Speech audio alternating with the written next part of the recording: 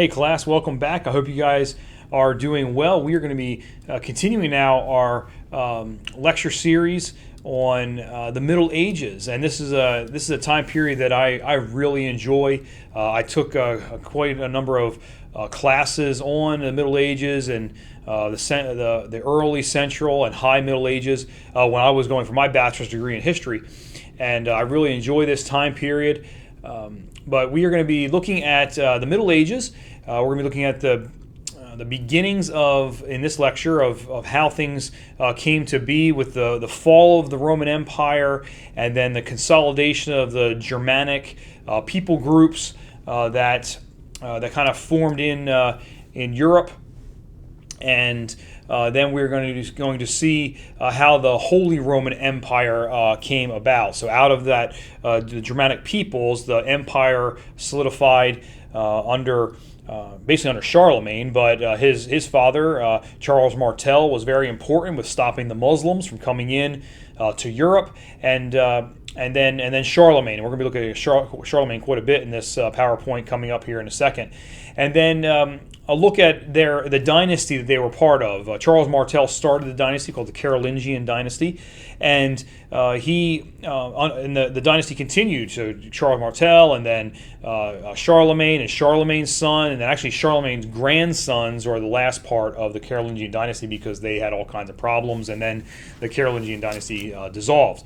But we'll look at the Carolingian Dynasty, and then going into the fall of the Holy Roman Empire, which is where other groups come in and start really pressing in. And what happens then is, coming out of that, is we see the church really in charge of Europe. And so that's what we're going to be looking at here in this PowerPoint. Okay, class, we're going to move now into our first PowerPoint for the Middle Ages. So the question we have to ask ourselves throughout all of these time periods that we have been studying and examining throughout this course is, what do we think of when we hear those terms? What is it that you think of when you hear the word Middle Ages or medieval times or medieval period? A lot of people think of kings and queens and castles and battles with cavalry on horseback with lances and spears, and foot soldiers fighting with swords, and just different images come to your mind with what you think of with the Middle Ages. Maybe you think of serfdom, or a peasant working in the farm. Maybe you get images from your in your mind from watching movies, or seeing the movie Braveheart, or something of that nature.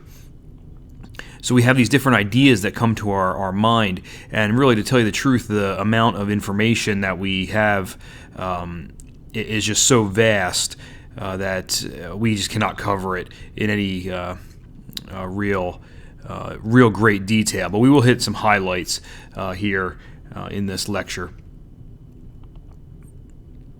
So what are the Middle Ages? It falls between, the time period falls between the fall of Rome and the fall of Constantinople. Rome fell in 476 AD, and all the way through the fall of Constantinople in 1453 AD. And sometimes it's called the medieval period or the Dark Ages. So just a couple of other terms there for you. But that's the time period. About 1,000 years is the Middle Ages. Towards the end there, with the fall of Constantinople, it's getting more towards, obviously, the Renaissance time period. But this is kind of the window that we look at for the Middle Ages. Why is it called the Middle Ages? Really, it tells us the characteristics about the time. It's a Middle Age time from the culture of the Roman Empire. The emperors pretty much controlled the world all the way until the Renaissance. And so it's that time period in the middle of that. And it's called the Dark Ages for other reasons, because there wasn't much invention going on and exploration and things like that. So really what happens is, when you look at the Middle Ages, it's pointing to a time period that really follows it. It points towards the Renaissance. It can be pointing back towards the Greek and Roman culture because of what is lacking during the Middle Ages. but it's really kind of focusing towards what's going to come out of the Middle Ages there in the Renaissance time period. Why is it called the Middle Ages? Generally speaking, there was some things that did not happen, and we have to speak generally because it's not all inclusive here. You see on the screen there it says scientific accomplishments. There was no major scientific accomplishments, no major great art. There was no major great leaders. Well, when you look at some of the details of the Middle Ages, there were some big names that you think of that you say, well, isn't that a great king like such as Charlemagne or Richard the Lionheart? And yes, those were great men. It was just, generally speaking, it's just a long time period of not much going on.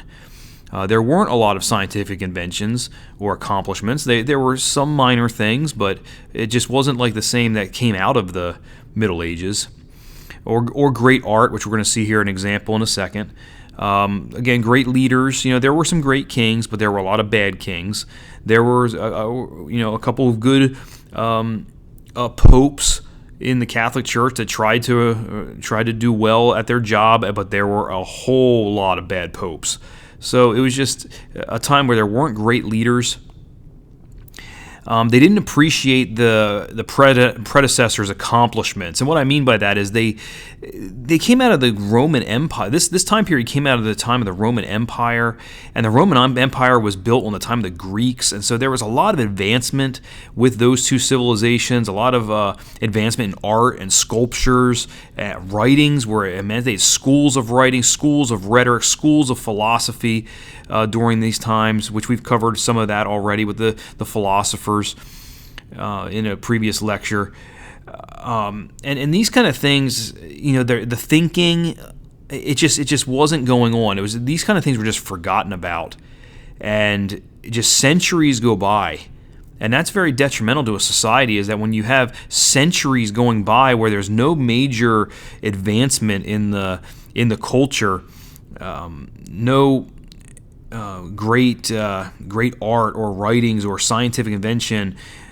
basically what happens is you get generations that are ignorant, and that's exactly what takes place. You get generations of people that are illiterate.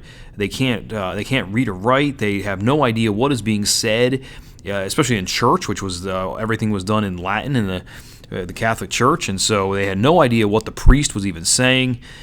Just a lot of different areas of culture and life just became very stagnant, and there was just not much going on in their culture in the Middle Ages in Europe.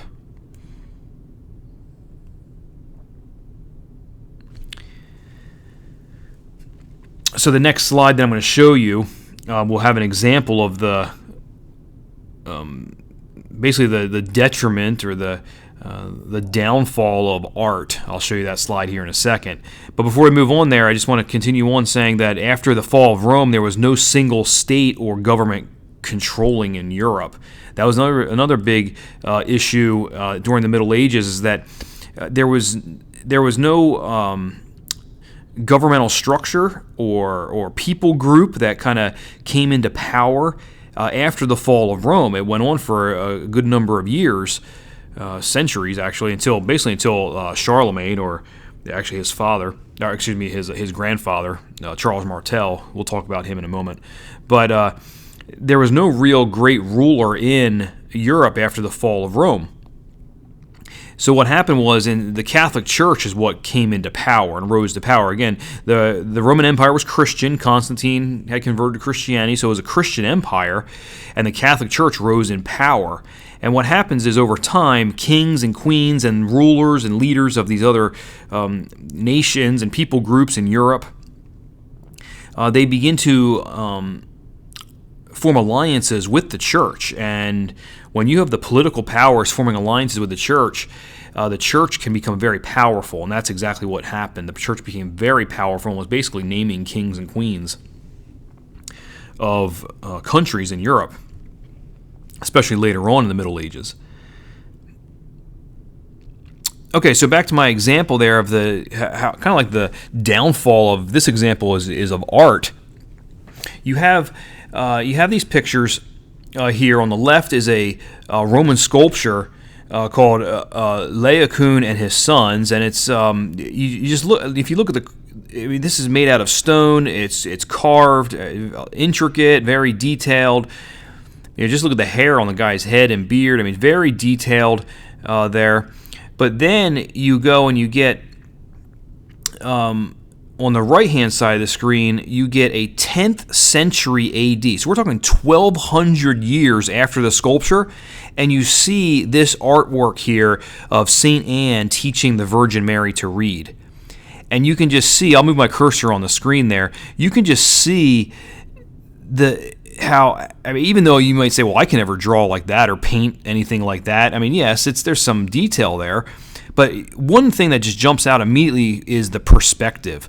If you look at the perspective of this picture here on the right, I mean, it's almost like 2D. It's not even like a 3D. The sculpture over here is like 3D. Well, this over here is like 2D kind of a artwork, where you have this book on the lectern or the desk, and it's tilted flat or up, so you can see the top of the book. There's no perspective here going on. I mean, look at the hands of Mary as she's holding the book. I mean, that's not even a natural position. Her hand is at a 90-degree angle.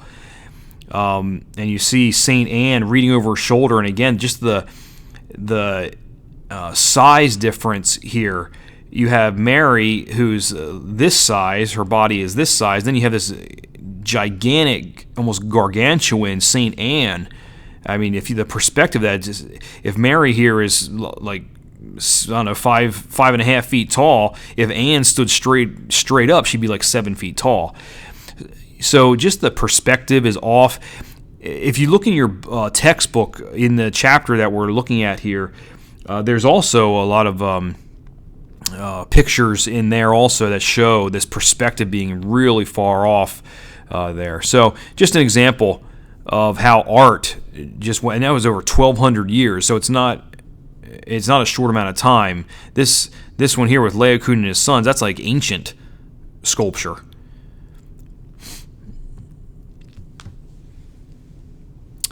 Okay, so now we're going to move into basically the establishment of how Europe became formed with the peoples in Europe. And what happens is we begin seeing a solidification of the Germanic States. So we're going to run through this really quick with the Germanic States and how the Roman Empire, it dissolved and these people groups kind of came to power. So the last Roman emperor, who is Romulus Augustulus, that's the last emperor, he was deposed by the Germanic leader Odoacer in 476 AD. That's when Rome fell. Well, Odoacer, he reigned as the first king of Italy, because the Roman Empire is gone, but there's still people there, and they're kind of fractured, and Odoacer becomes the first king of Italy. But then he was assassinated by Theodoric the Great of the Ostrogoths. And we're going to see them here just in a moment also. So you see now you have other people groups beginning to move in and attack. And here you have a king of Italy, the first king of Italy is assassinated by this Ostrogoth. And really what happens is there's no central authority in Rome. And the peoples begin to collect. And so when I say Rome, I mean the Roman Empire, not the city of Rome. The Roman Empire is basically, there's no central authority left for them. And so the people just kind of begin to collect into their groups. So you're thinking up in Europe, so don't think down in Rome, but up in Europe, you have the people groups kind of collecting in, and they form into various Germanic kingdoms. And that's going to give us the beginnings of the nations that will come out in the Middle Ages and even later than that. So the Germanic States. So first off, we have the Visigoths. The Visigoths were East Germanic people groups, and that's one of two Gothic people groups. The second one is the Ostrogoths right below them, the two of two. But the first one we're going to talk about is the Visigoths.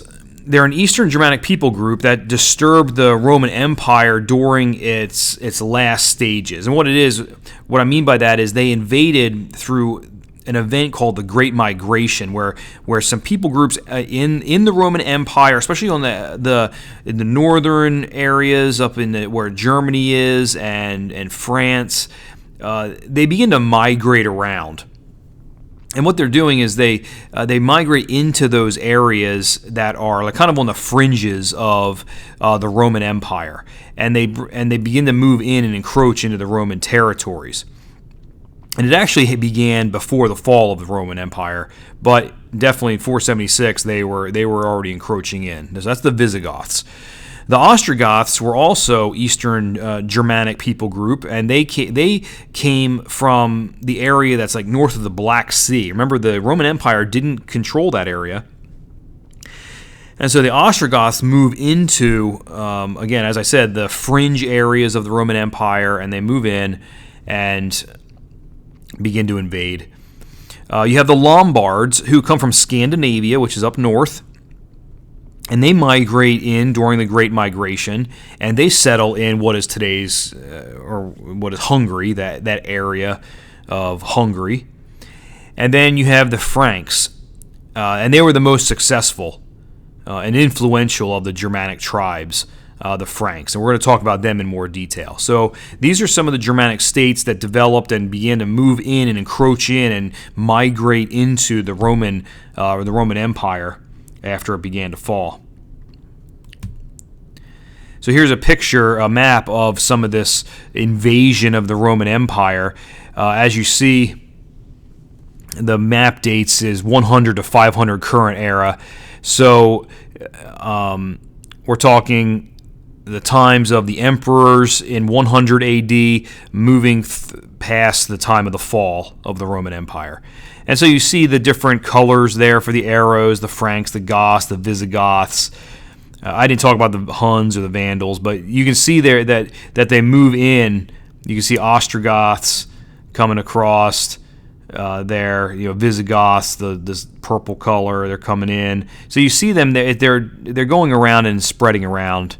So Rome is just not, they've lost all power. They're being invaded. So let's talk about the Franks more. The Franks are from the lands near the Rhine River, which is today's present-day Germany, and they became the most successful Germanic people group. They became a preeminent military power, a political power. They abandoned polytheism, which again, these Germanic tribal groups, they were polytheistic, and they came in to the Roman Empire, which was a Christian empire. So they abandoned polytheism and they accepted the previous Christian Roman Empire's monotheism. Again, the Roman Empire has fallen, but they accept the monotheism. They came to support the Pope and the Church, so they come in and they began to settle, and they support the Pope, they support the Church. Remember, the Pope and the Church have been around for a long time by now. They're not new. They've been established. And so now you have these invading groups coming in, and the Franks support the Pope and the Church. And what happens is two men emerge as powerful leaders, and these are two men that we have to talk about, Charles Martel and then Charles the Great, who is also known as Charlemagne, who is the grandson of Charles Martel. Let's talk about these guys. Here's just another picture. This is the death of Charles Martel. It's 14th century artwork. So it was It was painted or created in the 1300s. And again, you see just the perspective is way off. I mean, he's like supposed to be laying in bed, but his body's almost like turned 90 degrees to face us. The pillow is like straight up and down. Even though you can say, wow, that's pretty neat artwork, it really, compared to what things were, it is not. So Charles Martel, 688 to 741 AD, he was a Frankish statesman and duke in Francia. And basically what happened from 718, he became the de facto ruler of the Franks. So he was basically the guy in charge. But what he's known for, most important, you're definitely going to need to know this for the exam, is that he was the one that stopped the Muslim invasion from North Africa at the Battle of Tours, which is in France. and he did, and this is in 732 AD. So the Muslims, they came across the strait between North Africa and Spain. They're near Gibraltar, and the battle takes place actually up in France, where Charles Martel stops the Muslim invasion. And because of this, he's nicknamed the Hammer. You may have heard of that. But Charles Martel, he's nicknamed the Hammer. Most historians believe that if he had not stopped the Muslims there, they would have overrun Gaul, the area of Gaul, which is part of what is present-day France. And if they could not be stopped, they would have just continued on into the rest of Europe, kind of encircling the Mediterranean Sea. But they did not. They were stopped at the Battle of Tours. And what happens is Charles Martel then establishes his rule, and it's called the Carolingian Dynasty. The Carolingian Dynasty. And it comes from his name in Latin. His name in Latin is Carolus. So Carolingian Dynasty is from Charles Martel. It does not last very long, but it is a dynasty. It lasts a couple generations.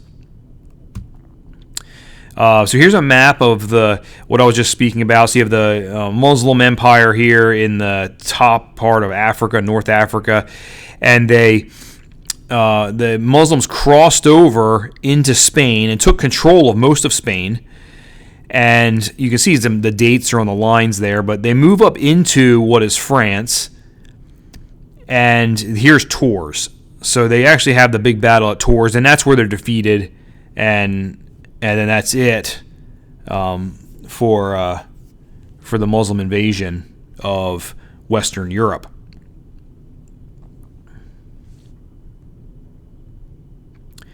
Okay, let's talk about Charlemagne. He's our second guy we're going to speak about here. Charlemagne, 748 to 814 AD. He's the grandson of Charles Martel. He united the Franks under his kingship. He conquered most of Europe in the name of Christ. So again, it's a Christian empire. They've accepted the Pope and the Church, and they worship God and all of that. But he's uniting Europe in the name of Christ. Here's the thing: he was barely literate. He could barely read and write. But he was intelligent. He solidified his power base through some reforms, and we're going to go through each one of these reforms here in the PowerPoint. So here's the list of them, and then we're going to go into detail. The list is that he created a centralized government, and we've seen that in the past with other nations and peoples that we've studied.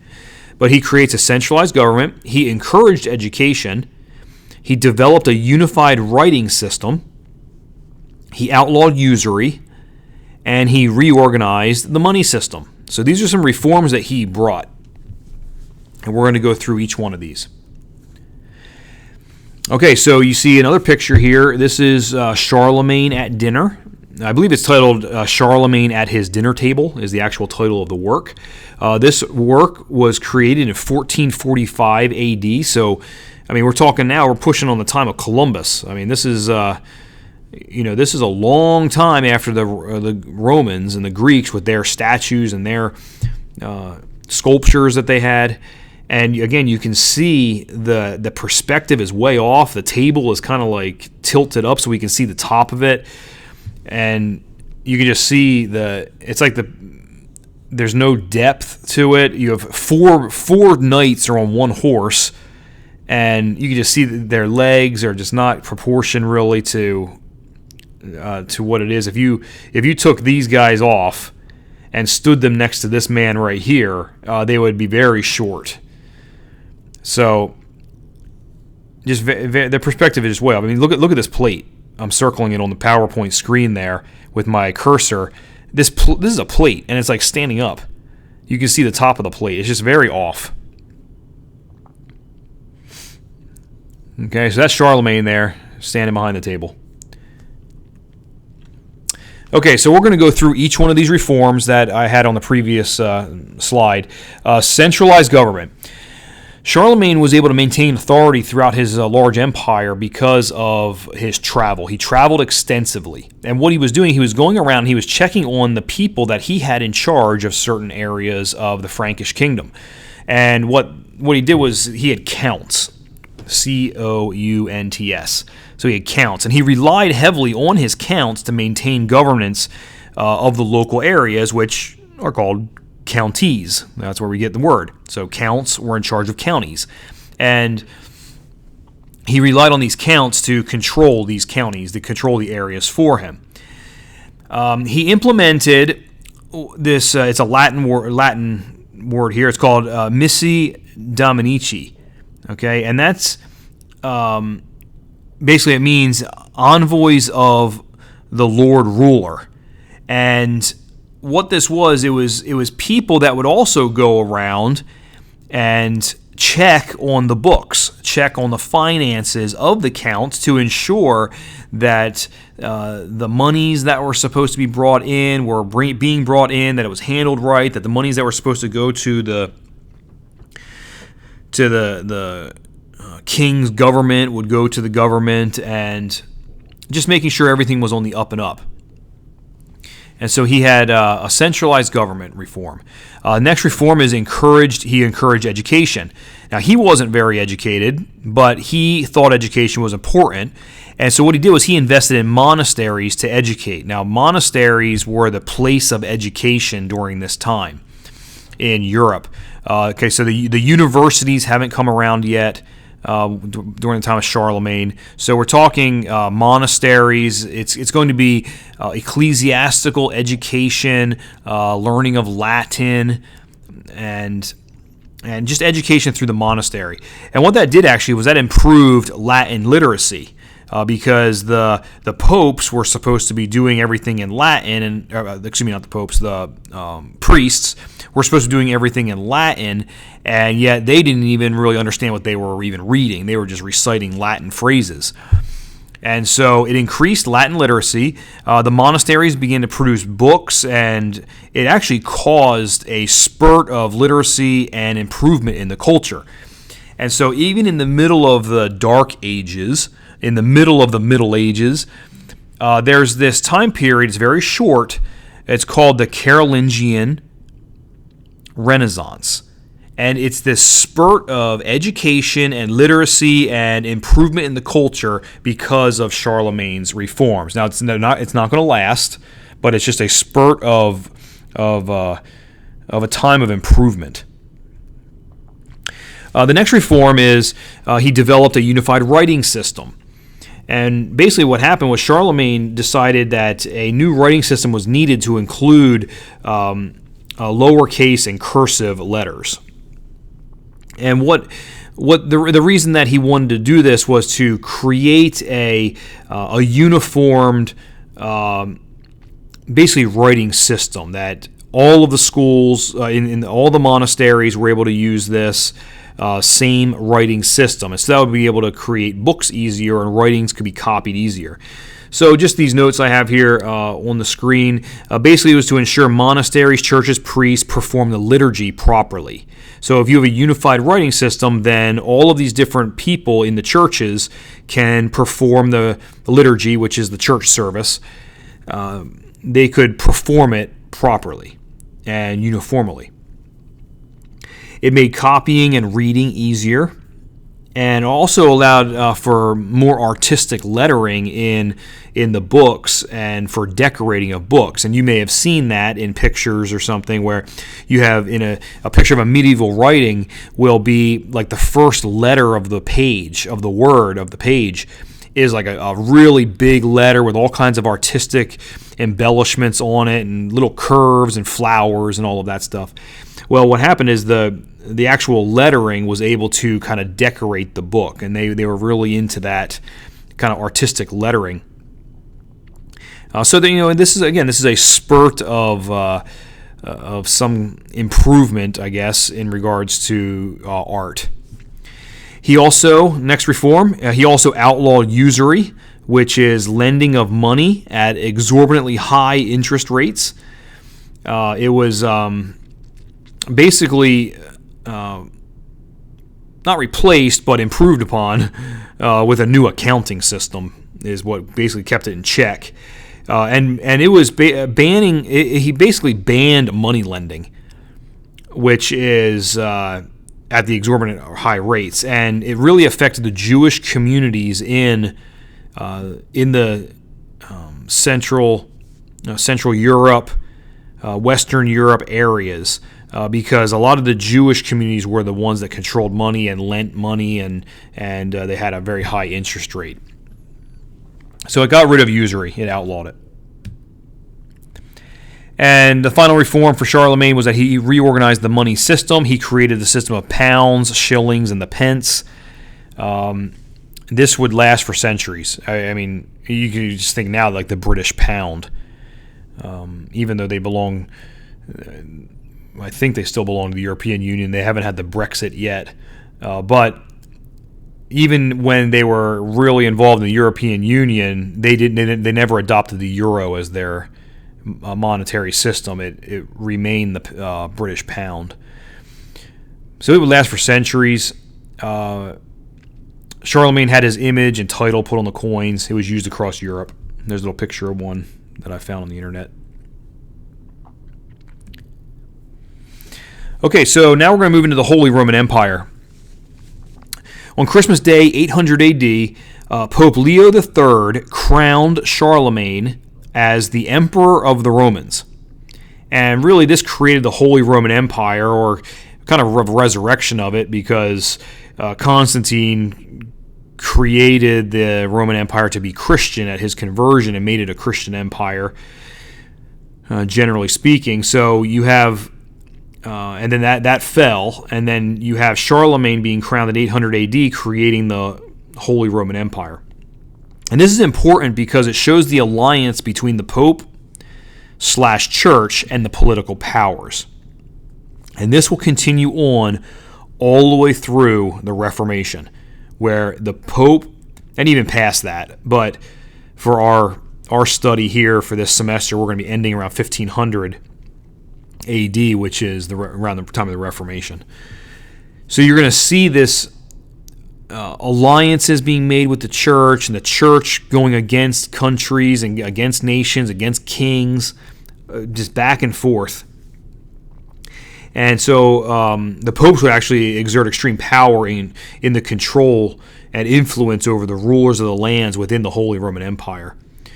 But what happens is when he's crowned Emperor of the Romans, when he becomes the leader of the Holy Roman Empire, it gave a unified Christian society to Europe. It's where we get the idea of Christendom, where Europe is Christendom. It's this large Christian area. And even though there's different people groups in there, and it's going to solidify into different countries, it's still Christendom. It's still this unified Christian society because the church is over all of this. And then what happens is Charlemagne, he starts exercising his rights as the king, and he starts to appoint political leaders, which is fine for a king to do. But he's also appointing religious leaders throughout the empire. And the practice of putting religious people in, a political person putting in a religious person, that causes problems with the church. The Pope begins to get upset about that.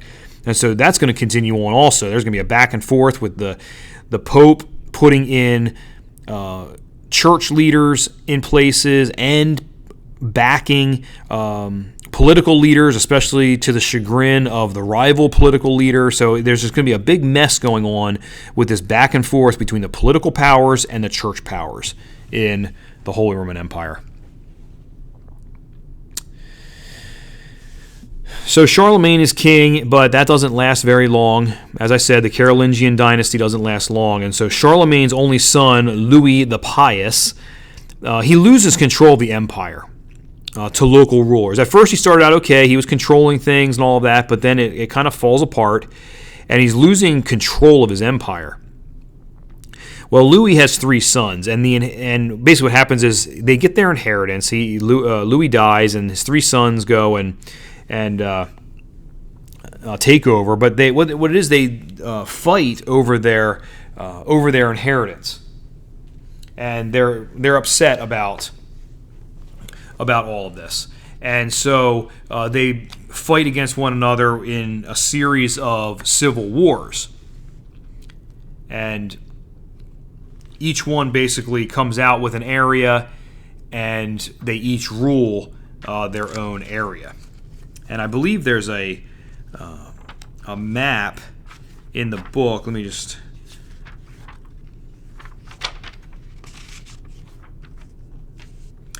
On page 344 in the textbook, you see, if you want to turn there in your textbook, you see the three kingdoms of Louis the Pious's sons. His sons' names were Charles the Bald, Louis the German, and Lothar the First. And you see the colors there on your map in the book of the different areas of the three sons and who controls what after they basically divided up the empire to rule it separately in their own areas. So that you have that going on, and then there's external pressures that weaken the Carolingians, which, again, in that same map on page 344 in the textbook, you see the external pressures coming against the Carolingians. So you see the Muslims are continuing to harass. That's the red arrows. They're crossing the Mediterranean. They're still harassing. You have the Magyars from the east, and you have the Vikings coming from the north. So these Vikings were pretty bad guys. They came in. They were pretty much ruthless. They were great seafarers. They had good ships, and they would come in and basically they were in it for the wealth. They just wanted to raid and get the wealth and take it back, mostly to Scandinavia is where they were from. So the Vikings wanted to attack. So they were being harassed by these different groups, and the empire is now divided. So it's just not a good situation for the Carolingians, and in the end, the Carolingians dissolve away. So the empire, the Carolingian Dynasty ends. The Holy Roman Empire is still there, basically, again, still being held together by the Church, by the Pope controlling these areas. Here's another map, fall of the Carolingian Dynasty. So you see the different colors there of how large the area is. So you have Charlemagne's empire in the blue, and then the kind of lightish green is the territories added before his death in 814. But then you have the tributary states, which are areas that pay tribute to them. And you can see here, again, the cursor, here's Brittany. That's going to come into play because this is, it kind of extends over here. This is what's going to become Normandy, and that will be important with the development of the establishment of England with William the Conqueror. So you see here the Carolingian Empire, pretty large. So it's got modern-day France, modern-day Germany. Over here's Prague, which is Czech Republic today. This used to be Czechoslovakia, used to be right here. All the way down here into the Balkans, which is Bosnia and Bosnia-Herzegovina, Croatia, Macedonia, Serbia. All that's down in here. So you see it's quite a large area. Okay, so that's it for this PowerPoint. I hope you guys took some good notes, and I'll see you just in a second. All right, class, that's going to be it for today's PowerPoint lecture, and I hope you guys were able to take some good notes. It's a long PowerPoint, long video, I understand, but we got to get through some of these things. Next time, we're going to be moving on into an examination of more of the social and cultural things that took place in medieval Europe. Mainly, we're going to be looking at feudalism. And so you can stay tuned to that. Keep up the reading for this week there in the book. There's a lot of interesting pictures and things like that in the book when you start looking at the artwork of the Middle Ages. So go and take a look at that. Other than that, that's all I have for right now. I'll see you next time. Take care.